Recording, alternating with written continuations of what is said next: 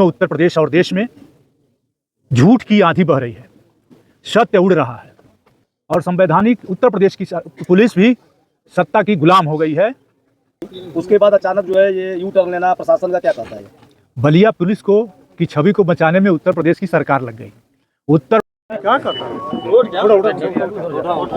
यार, हिम्मत करो, पूरी पार्टी आपके साथ है। एमपी साहब के लगे बैठे सभी लोगों के साथ आप इधर आइए, हमारे पास आइए, बैठे रहिए, बैठिए वहाँ बैठिए, यहाँ बैठिए, हम वहाँ बैठिए, चलो पार्टी बताना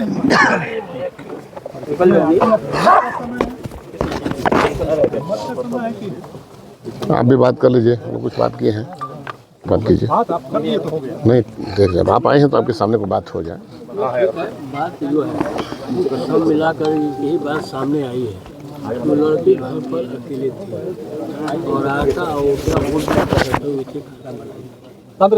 वो आटा ओटा भी छेड़ दिया और 16 फीट की दूरी पर उसके पीछे हाथ बने हुए दिखाइए विधायक जी। कहाँ दिल्ली में हम देखे वो कहाँ गए? हाँ दिखा दिया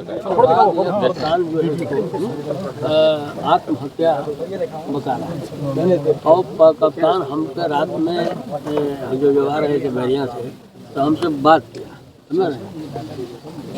तो हमने कहा कि कप्तान साहब बात तो मेरे समझ में नहीं आ रही कि पीछे हाथ बांध दिया जाए हैं तो फिर पर चढ़ेगा कैसे वो। दूसरी बात क्या है, आप जो कह रहे हैं उसको विपरीत देखा जाए तो अगर उसको जो है जबरदस्त जो है फांसी दे दी गई है वो भी नीचे से ऊपर लाश गई कैसे, ये भी विषय है। अगर उसको मारने के बाद उसे गले में फंदा डालकर ऊपर लेकर बांधा गया वो भी बात समझ में नहीं आ रही है। आप सीधी सी खाली कर दे रहे हो तो उसमें आत्महत्या कर ली है। हमारे समय से हाथ बांध कर पेड़ पर नहीं चढ़ सकते। यहाँ पे खुला हुआ था पोस्टमार्टम के बाद आई। ये बताओ, जो हाथ बंधा था वो कस के बंधा था, कैसे दिखा नहीं बता हो एक तरफ तो कसा हुआ दिख रहा है, दूसरी तरफ पूरा भी वो है, फोटो है, फोटो दीजिए। देखिए तो क्या सिद्ध कर नहीं, आंखों देखा बताओ यार, फोटो तो हम लोग देख रहे हैं, फोटो तो देख रही पूरी सदन में बोले लोकसभा के आने से पहले, ये तो मैं कह रहा हूं, इनके आने से पहले लाश चली गई थी पोस्टमार्टम हाउस।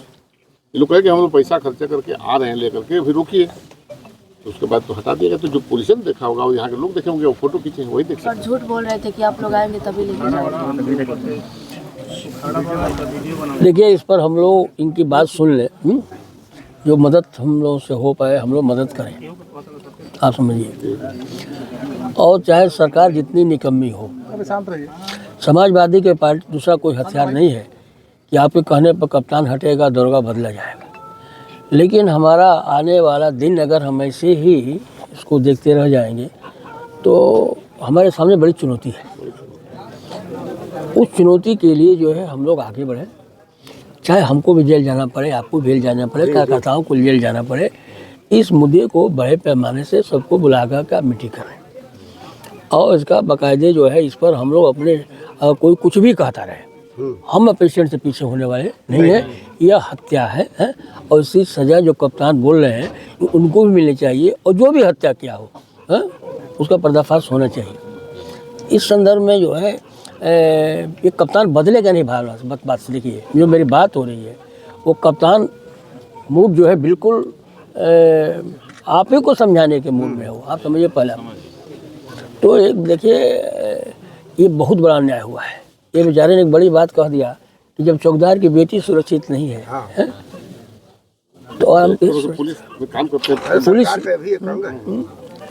तो इस पर सांसद जी इनको हड़काया गया कि नौकरी करनी है कि नहीं करनी। बैठाया गया 4-5 घंटे, बैठा भी गया था आपको थाने में। जी कई बार बुलाया गया इधर करके, ये तो बुलाते थे। इनका भांजा है, हमसे बात होती थी ना, वो लड़का कहाँ गया? तो उठाया जाए। देखिए, जब ये घटना हुई सवेरे ये मामला राष्ट्रीय अध्यक्ष अखिलेश यादव जी तक पहुंची और समाजवादी पार्टी ने इस घटना को लेके सदन में प्रदर्शन किया, सदन के गेट पर। और उसी दिन ये मामला उठाया जाना था लेकिन हाउस नहीं चला। उसके बाद राष्ट्रीय अध्यक्ष माननीय अखिलेश यादव जी ने पूरी तरह से चौहान समाज की इस बेटी के साथ, पूजा के साथ खड़ा है समाजवादी पार्टी। हमारे राष्ट्रीय अध्यक्ष जी ने तुरंत प्रतिनिधिमंडल बनाया है। अभी परसों ही सदन खत्म हुआ, प्रतिनिधिमंडल बनाकर मुझे, रमाशंकर राजभर सांसद सलेमपुर, माननीय सनातन पांडे जी सांसद बलिया, माननीय जिलाध्यक्ष संग्राम सिंह यादव जी जिलाध्यक्ष बलिया, माननीय विधायक जयप्रकाश संचल जी और माननीय पूर्व मंत्री राम गोविंद चौधरी जी, और जिनकी तरफ से हमारे उनके भाई ब्लॉक प्रमुख राम बच्चन यादव जी आए हैं, और चौहान समाज के बड़े नेता जो यहाँ से बगल से चुनाव लड़े थे, महेंद्र चौहान जी, और समाजवादी पार्टी के प्रदेश संगठन के नेता भाई महेंद्र चौहान जी के नेतृत्व के सभी साथियों के साथ आज पीड़ित परिवार से मिलने के लिए हम लोगों को भेजा है। पीड़ित परिवार आज मिला है और पूरी पार्टी इस पीड़ित परिवार को न्याय दिलाने के लिए संघर्ष करेगी। लेकिन भाइयों, उत्तर प्रदेश और देश में झूठ की आंधी बह रही है, सत्य उड़ रहा है। ये आम जनता का कर्तव्य है। अगर न्याय पाना है तो इस आंधी को 27 में रोकना होगा। जिस तरह की घटना बताई जा रही है और जिस तरह से घटना हुई है, जो घमंडी सत्ता है यह संवैधानिक संस्थाओं को अपने कब्जे में कर लिया है, और जो प्रदेश सरकार चाहे तो निर्दोष को भी फंसा दे, और प्रदेश सरकार चाहे तो पीड़ित पूरे प्रदेश का, चाहे किसी भी जात वर्ग के पीड़ित हो, किसी भी क्षेत्र में हो, हत्या में हो, बलात्कार में हो, भ्रष्टाचार में हो, तो हर क्षेत्रों में सत्ता अपनी छवि बचाने के लिए वह घटनाओं को तोड़ मरोड़ रही है, सत्य घटना को छिपा रही है। सरकार की छवि खराब न हो इसलिए सरकार पूरी तरह से हावी है, और संवैधानिक उत्तर प्रदेश की पुलिस भी सत्ता की गुलाम हो गई है। समाजवादी पार्टी को यह प्रतिनिधिमंडल अपना पत्रक देगा, और जैसे ही हमारे राष्ट्रीय अध्यक्ष जी के निर्देश आएंगे, क्योंकि कोर्ट कचहरी और कानून की जो मदद भी करनी होगी राष्ट्रीय अध्यक्ष जी करेंगे, हमारे जिलाध्यक्ष जी करेंगे, लेकिन जो काम पुलिस को करना है वह नेता नहीं कर सकता। जो काम कोर्ट को करना है वह नेता नहीं कर सकता।